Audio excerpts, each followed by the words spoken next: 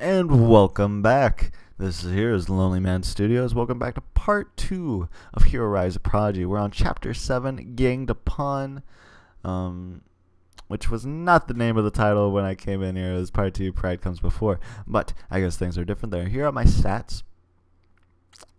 Just is at 60, Fame's at 40. That's fine. My Fame definitely went down. My Legend actually kind of went up, and I don't know why. It was at 5, now it's at 6. Lawful 86, Lawless 14. That I need to push Lawless forward a little bit more. Defensive, I don't mind it being so high. And then team player, this should be good with my Sidekick, so that's fine. I'm broke, as seen right there, 277 monies. My health went down because I lost my Legend level, which that sucked. Victon, I don't know why he's at 30%. I want him to be 0. I don't want any relationship with that man. My Sidekick is one that's able to control water, apparently. And she's part of a magazine, so I might be able to get some publicity out of her. Named Tarana Rain. So, without further ado, let's start chapter 7. Tarana Rain is late. Already this whole Sidekick thing seems like a very bad idea. You wait in Rin Square alone, feeling a bit self-conscious in your costume. Grandma knew you had to meet Tarana Rain somewhere public to protect your identity, but she could have chosen a better location. This park is a notorious drug center. You feel the eyes of dealers on you from all around, waiting to see why you're here. Not to mention some punk kid recognized you and shouted about how his dog could probably be a better hero than you. What a great first brush with fame, you think. You could also swear one of them is taking photos of you, but before you can locate the source of the flash, your ME chip pulses with an alert. Hey lover, I have an update on that big old crush of yours. MEG says, try to keep it in your pants this time, you read me? Turning red, you ignore Drew and open the news blog clip instead. The Millennial Group gets a touch of magic. Black magic to become group's newest member. As you read this headline, your heart nearly stops beating. Black magic blazed onto the hero scene after single-handedly protecting MC from a foreign terrorist incursion last year. Even though her origin remains completely shrouded in mystery, Black Magic is currently MC's most famous solo hero, especially after receiving the latest Millennia City's Hero of Tomorrow Hot grant, which is the most esteemed honor that could be bestowed upon any aspiring hero. It doesn't hurt that Black Magic is absolutely gorgeous either. Despite the mainstream hype, you can't help but be attracted to Black Magic, mostly because her striking resemblance to your biggest crush, an all-time celebrity icon from back in the days when normal people were famous.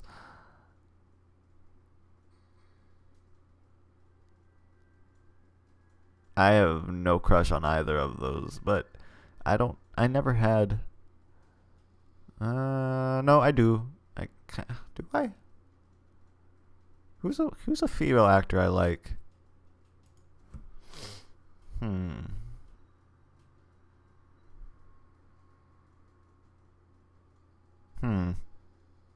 Does it have to be an actor?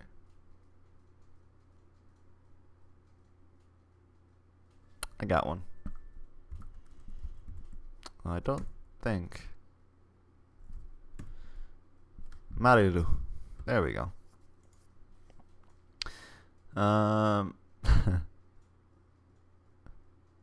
Yeah, I guess that works. I called her by that quite a bit, so that's fine. Black Magic is a dead ringer from Marilu. You think she might actually Marilu. You think she might actually be a direct descendant, but no one knows enough about her past to be sure. You've always been fine being alone, especially since you hadn't had much choice in the matter, but still, there's something about Black Magic. Whenever you see her, you feel like you might want more. It appears your biggest crush has just joined your favorite power team. The combination is enough to leave you breathless. You imagine yourself in the holographic photo next to Black Magic, your hands secretly on her back behind the cameras. You'd be the hottest celebrity couple on MC's biggest team. Then your mind wanders to you and Black Magic backstage in a deserted storage closet pressed up against a wall, your hands on her chest, her hands sliding down your stomach, unbuckling the belt on your costume. Hello? You hear a sharp voice say, pull you back to reality. You turn to find Tarana Rain standing next to you, arms crossed. She wears thigh-high boots with 5-inch heels and a tight white costume which pops against her dark brown skin. Wow. You say without thinking. Nothing about Tarana's outfit is the least bit practical for harrowing. Especially not the diamond earrings, which probably cost more than your apartment. Of all the lame-ass heroes they could have stuck me with, I get the reject who couldn't even handle an ancient accessory. Tarana sees, eyeing you as if you have leprosy. Looking exhausted, she reached down into her boot and pulls out a flask. Mommy needs a shot. Oh my god! What the fuck? Whoa, aren't you only... Relax. I generate water. Okay. Okay. The excess moisture in my body keeps me hydrated. It would take an entirely distillery to catch a buzz. Damn. Tarana says, downing half the flask in one gulp. Still, it takes the edge off if I lace it with some lewds. Now are we going to get... Are we going to awesome baddies or what? You stare at Tarana speechless. You really picked a winner here, didn't you? We're going to break into an anti-gang rumble, you say, knowing there's no going back now. You've got to give this whole sidekick thing at least one night or Grandma might kill you. What, the slugger is an anti-gang? Tarana says, taking another long pull from her flask. Is that some kind of weird hood thing? Oh dear. When the supply circle is upheaval, the anti-gangs have decided perfect time to try and wipe out each other to serve the new leader without competition. So the Scales and the Cloven have been trying to kill each other in the streets all week, leading up to one final rumble rumored to be tonight. In an abandoned electric plant on the outskirts of the Electric? Oh god. I chose the wrong person for this. Electric and water, if she doesn't kill them. After launching the Gravitas case, you decide that stopping gang violence to the fringes of violence you helped escalate in the first place would be an excellent smaller scale way to start rebuilding your reputation. On your way to the plant, you fly beside Tarana. She can move through the air by shooting jets of water from her hands and feet like high pressure hoses. The problem is she moves considerably slower than you. You have to exert extra power to fly slowly enough for her to not fall behind. I'm already at 5 power. Goddamn you, woman. You are kept mildly entertained, however, as people on the streets below are drenched by the excessive water pouring down from Tarana's flight. How long will this take? Tarana asks. I've got a hair appointment later. Really? Really? You're about to respond when you notice Tarana's Emmy chip flashing away on her wrist. She is mentally texting while flying. This girl's gonna get herself killed. It'll be all your fault. What on earth possessed you to pick her up? So how do your parents feel about you harrowing? You asked, remembering the reason. Tarana looked at you, setting over some grade A death shade. Is that why you picked me? Because of who my parents are? No.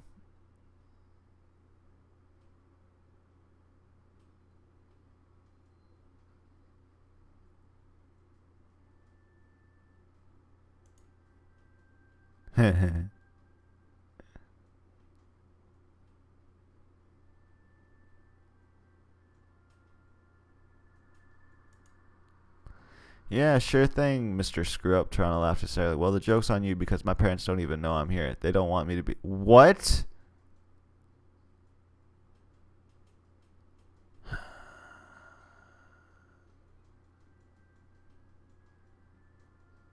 What? Perfect, you think. Not only will Tarana's media connections not help you, but her parents will find out you're working with a probably torpedo your career even deeper. Don't look so thrilled, wannabe, Tarana says. Even though she'd probably kill you if she knew Tarana looked ever so slightly defeated, she must have had to deal with people using her all the time. After that, you and Tarana continue your flight in silence. Fuck! There was no option to say because I liked your power for water. You finally approach the abandoned electrical plant. Water way later than you expected. I can't believe I'm going to stop a gang fight, Tarana says, looking bored. That's so low budget. Can't we do something a little flashier? Just worry about getting out alive. You say your patience at its end and follow my lead. Wannabe, Tarana says, dropping down the plant. I think you should be following my lead. I've so got this. You sigh, diving down after Tarana. Here goes nothing. I chose a real frickin' winner. Jesus Christ. Why did I do that to myself? It's like, yeah, she controls water. That's awesome. But no. She's a bitch. You crash through a broken window, followed closely by Toronto Rain, but what you see makes you both freeze. You're too late.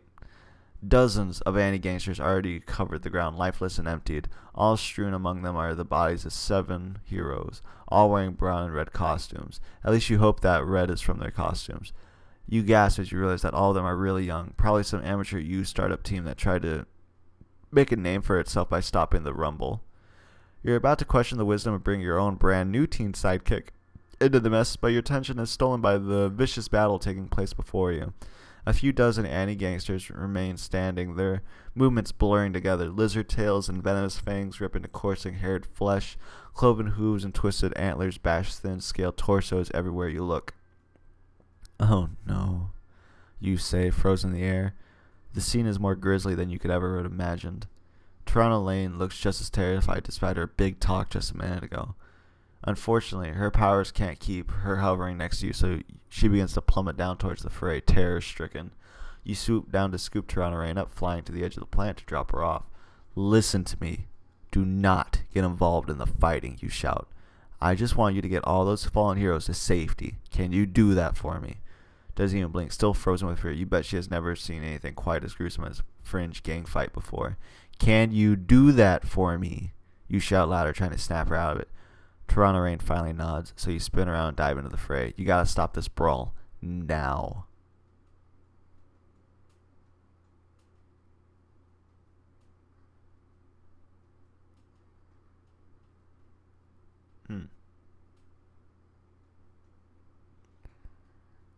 Alright, so let me look here. 95. This is supposed to cost me half, right? Half. So I'm gonna look at this. I'm at 95, right? Yeah, I'm at 95. Okay. So I need to break up the entire fight. Let's drop an energy bomb. Because if I scatter the fighters, that means she can't do her job of getting them out, because they might get near her, and I can't focus on that. Slam the ground with energy fist to disrupt the fighters. No. That'll put me in the middle.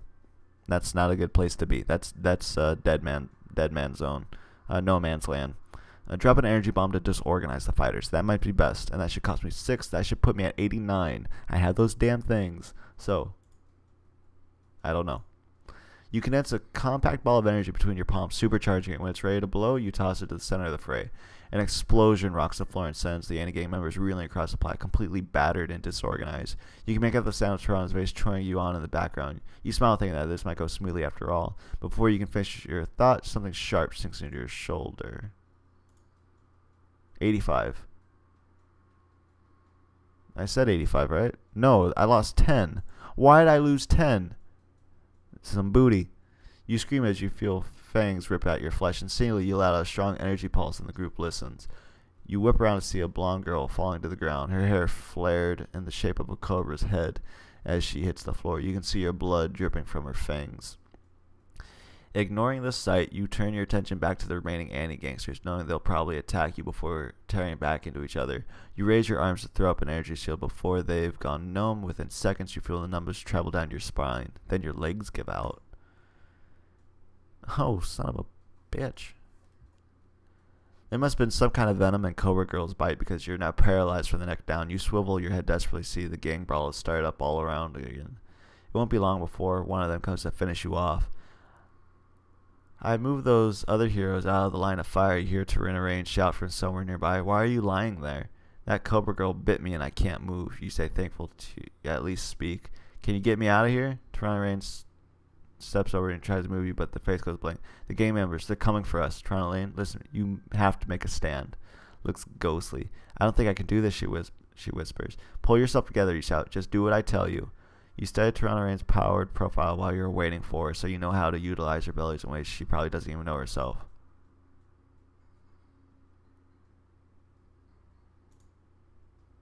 Bam.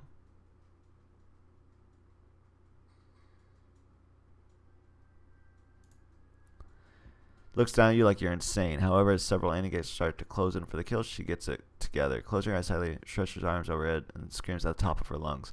Immediately, you feel the ground tremble. You turn your head towards the far wall, which has begun to buckle, trickles of water pushing through.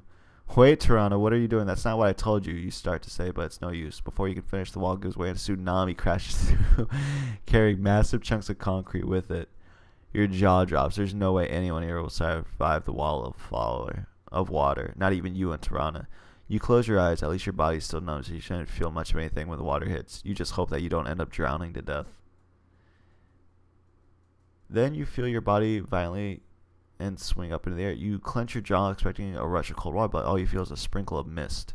You open your eyes and find yourself in Toronto's arms, rocketing in the sky above the tsunami below. The remaining swirl around, desperately trying to survive the whirlpool.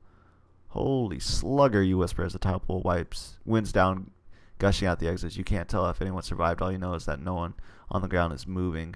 Once the flood clears, Toronto hose rockets you back to the ground and places you down.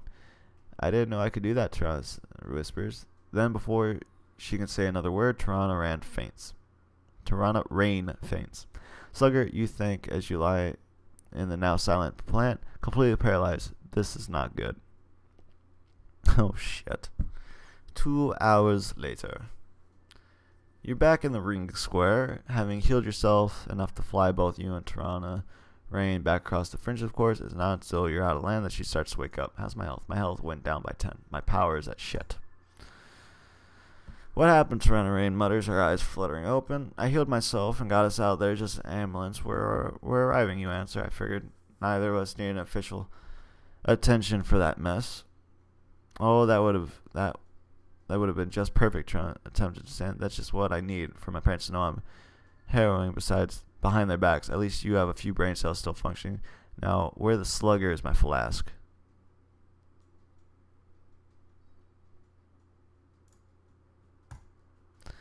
Are you hitting on me? Fishing the soggy flask out of her boot. You're like 100 years old. Listen, I've got to go, you say, ignoring the last remark, but that was a very impressive display back there when I get, if we can get you to learn how to control it. Who said I wasn't controlling? Then you might really turn into an A-list heroine, you finish. Now get out of here, you're very late for your hair appointment. Slugger! Toronto screams immediately, hose rocking herself back in the sky. See you later, wannabe. You may not know her very well, but you still have a feeling it's going to be the beginning of a very special partnership. As you watch her go, you try not to think what a close call that just was. Hey, she likes me again. Yay. Once Toronto Rain is out of sight, you reach down to your enemy chip to make a call. I was waiting for you to ring me back, you intolerable salute, Jenny says as her holographic image pops up. Meet me in 10 minutes, you say. We've got a lot to talk about. As you take off again, you can swear that you can see more flashes coming from across the park, but you don't have time for it right now. Stopping the anti-gang rumble was a good move, but it's not enough. You were just treating a symptom, placing a band-aid on a wound that needs stitches. Now you know what you really need to do now is to cut off the anti-gang problem at its source. You need to take down the splice circle. Well, that was a nice introduction to our newest sidekick, Miss Rain. And for the next chapter is the Vigilante. Here's my stats again. Team players, still that. Defensive, 86. So nothing's changed there. My legend went up by 2. Power is shit. My sidekick went up and nothing else has changed. So, I will see you guys in the next chapter, The Vigilante. Thank you for watching.